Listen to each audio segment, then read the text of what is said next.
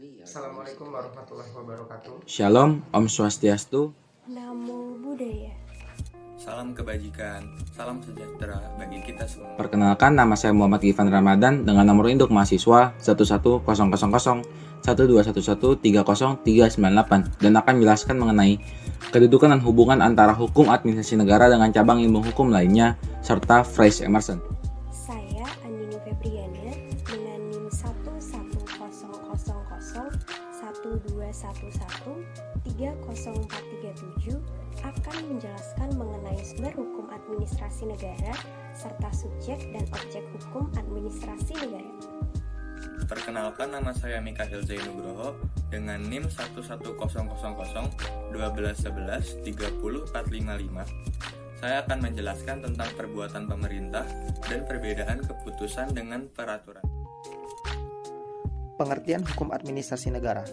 Hukum administrasi negara merupakan peraturan hukum mengenai administrasi dalam suatu negara, di mana hubungan antar warga negara dan pemerintahannya dapat berjalan dengan baik dan aman.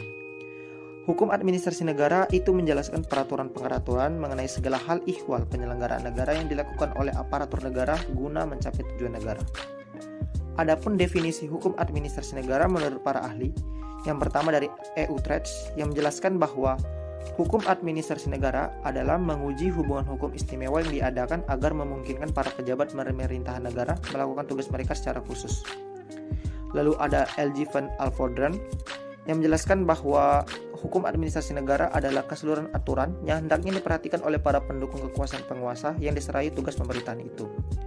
Lalu ada Oppenheim yang menjelaskan bahwa hukum administrasi negara adalah sebagai suatu gabungan ketentuan-ketentuan yang mengikat badan-badan yang tinggi maupun yang rendah apabila badan-badan itu menggunakan wewenangnya yang telah diberikan kepadanya oleh hukum tata negara. Lalu kita akan membahas ruang lingkup hukum administrasi negara. Isi dan ruang lingkup hukum administrasi negara menurut Van Vollenhoven dalam bukunya berjudul Omtrek van het Administratierecht memberikan skema tentang hukum administrasi negara di dalam kerangka hukum secara seluruhnya sebagai berikut.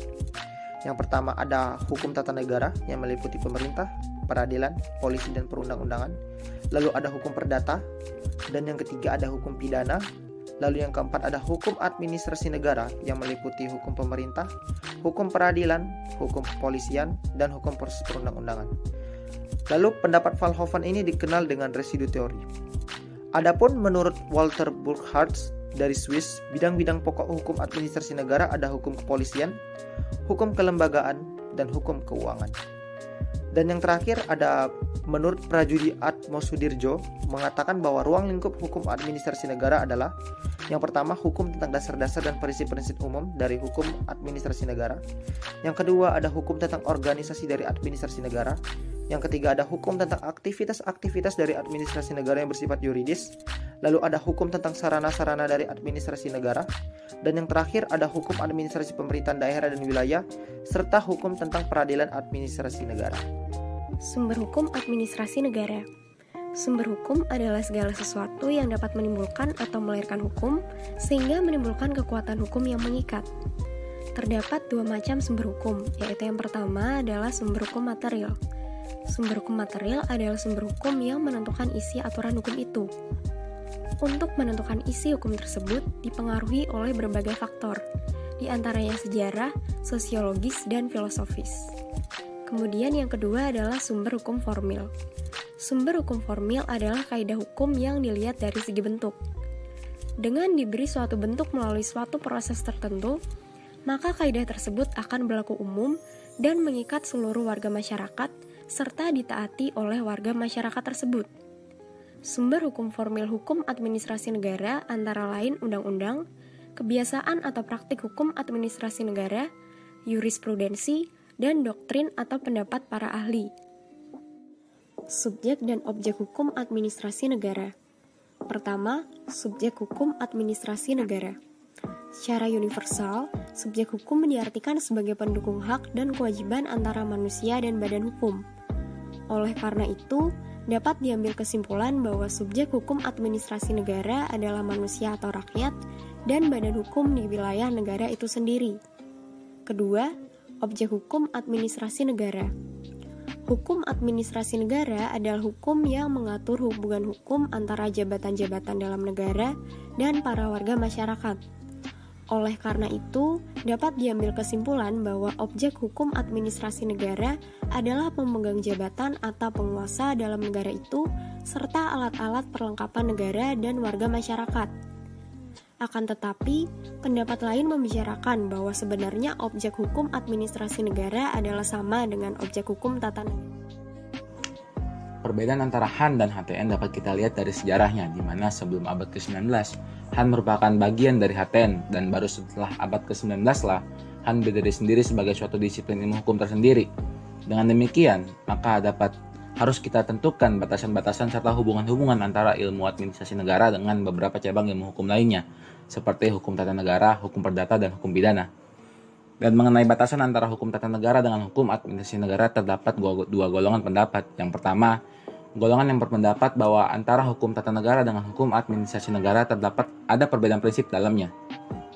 Contohnya adalah pendapat yang dikemukakan oleh Oppenheim yang mengatakan bahwa pokok bahasan ilmu tata negara adalah negara dalam keadaan diam, di mana hukum tata negara membentuk alat-alat kelengkapan negara dan memberikan kepadanya wewenang.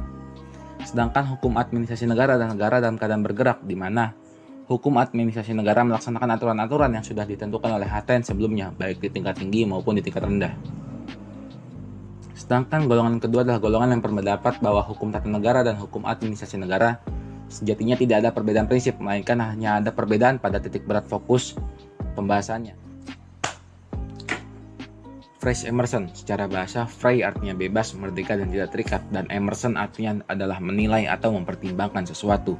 Sedangkan cara istilah Fresh Emerson adalah kemerdekaan administrasi negara untuk bertindak atas inisiatifnya tersendiri untuk menyelesaikan masalah-masalah penting yang timbul sekonyong-konyong atau mendesak, di mana peraturan yang menyelesaikannya belum ada atau belum dibuat oleh badan legislatif setempat secara cepat guna untuk kepentingan umum atau kesejahteraan umum.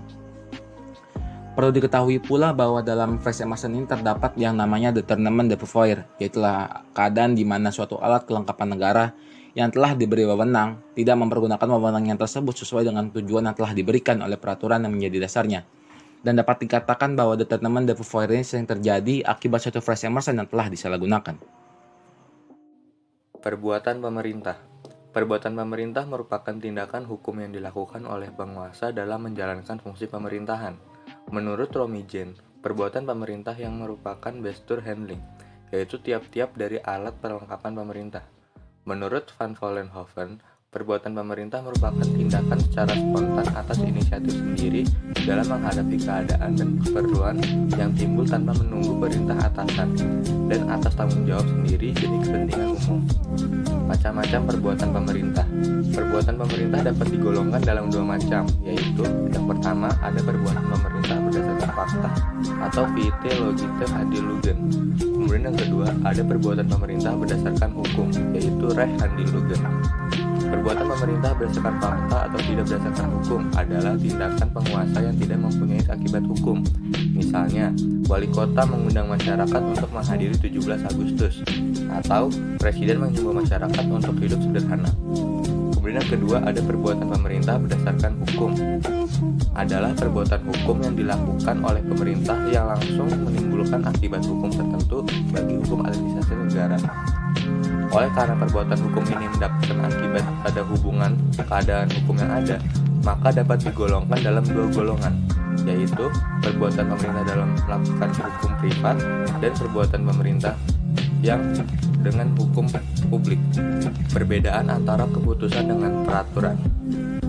Di sini terdapat tabel perbedaan antara keputusan dan peraturan. Yang pertama, keputusan itu selalu bersifat individual dan konkret, sedangkan peraturan itu bersifat general dan abstrak. Kemudian yang kedua, keputusan pengujiannya melalui gugatan di pengadilan tata usaha negara, sedangkan peraturan pengujiannya untuk peraturan di bawah undang-undang ke Mahkamah Agung, sedangkan untuk undang-undang diuji ke Mahkamah Konstitusi. Kemudian perbedaan yang ketiga dan yang terakhir adalah putusan bersifat sekali langsung selesai, sedangkan peraturan selalu berlaku terus-menerus. Demikianlah yang dapat kami sampaikan mengenai hukum administrasi negara. Terima kasih atas perhatian. Mohon maaf atas segala kekurangan. Semoga bermanfaat. Wassalamualaikum warahmatullahi wabarakatuh.